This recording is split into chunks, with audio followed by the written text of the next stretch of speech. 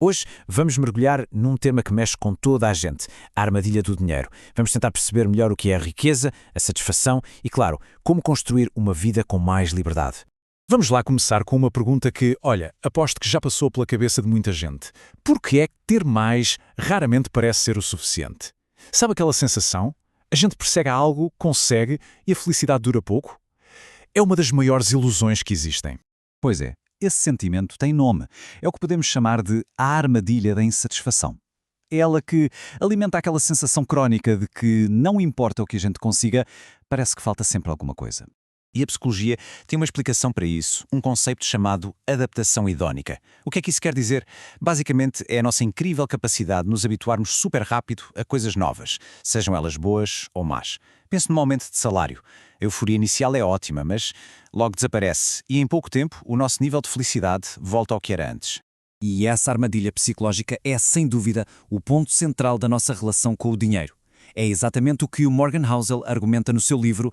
O sucesso financeiro tem muito menos a ver com contas complicadas e muito mais a ver com o nosso comportamento, com a forma como agimos. E que comportamentos são esses? Muitas vezes, são as nossas emoções a tomar as rédeas.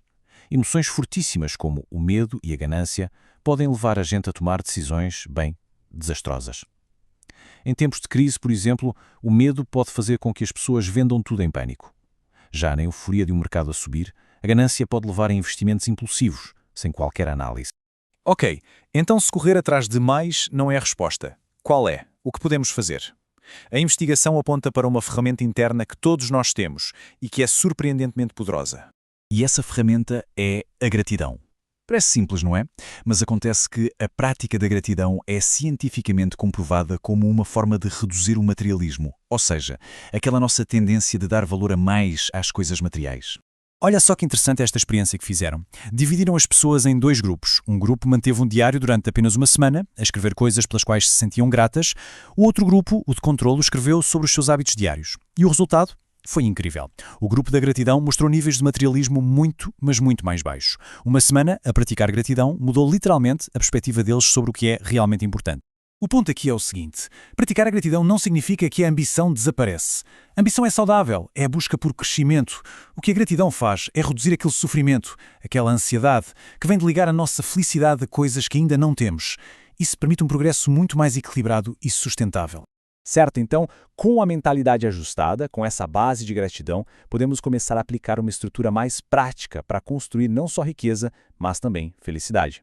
O autor Jim Rohn, por exemplo, desenhou um plano com várias estratégias-chave. Ele via a construção de riqueza como uma pirâmide. A base, objetivos claros. Depois vinha o crescimento pessoal, a gestão do tempo e, claro, como já vimos, a gratidão. É uma abordagem completa que não separa o sucesso financeiro do nosso bem-estar. E estes princípios não são só teoria, não. Eles estão a ser postos em prática por um movimento moderno que está a ganhar cada vez mais força em todo o mundo. O movimento FIRE. FIRE é uma sigla para Financial Independence Retire Early. Em português, Independência Financeira, Reforma Antecipada. É mais que uma estratégia, é um estilo de vida focado em poupar o máximo possível para atingir a independência financeira muito, mas muito antes da idade normal da reforma. A ideia-chave é ter a liberdade de escolher se quer trabalhar ou não. E como é que se chega lá? O movimento FIRE tem um alvo matemático bem simples: juntar um valor 300 vezes superior às suas despesas mensais.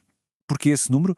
Porque, segundo a famosa regra dos 4%, esse seria o montante necessário para que os seus investimentos gerassem rendimento suficiente para cobrir as suas despesas. Para o resto da vida. E este quadro mostra bem a grande mudança de filosofia. De um lado, o caminho tradicional, trabalhar até aos 65 ou mais. Do outro, o caminho FIRE, que prioriza uma poupança super intensa, às vezes mais de 30% do rendimento, durante um período mais curto. O objetivo final? Comprar de volta o seu próprio tempo. Mas escapar da chamada corrida de ratos não é só sobre deixar de trabalhar. É sobre o que se ganha a liberdade para fazer com esse tempo. Para muita gente, quando se atinge um certo nível de riqueza, o foco muda completamente. Deixa de ser sobre consumo pessoal e passa a ser sobre ter um impacto no mundo. A filantropia torna-se o grande objetivo, usar a riqueza como uma ferramenta para a mudança. E nós vemos isso com alguns dos maiores filantropos do mundo. Pessoas como o Warren Buffett, que já doou mais de 46 mil milhões de dólares, ou o casal Gates. Eles redirecionaram quantias que a gente mal consegue imaginar para causas globais, desde a saúde até à educação. E isto leva-nos à questão final. No fundo, a liberdade financeira não é sobre fugir de alguma coisa, mas sim sobre ter a liberdade para correr atrás daquilo que realmente importa para cada um.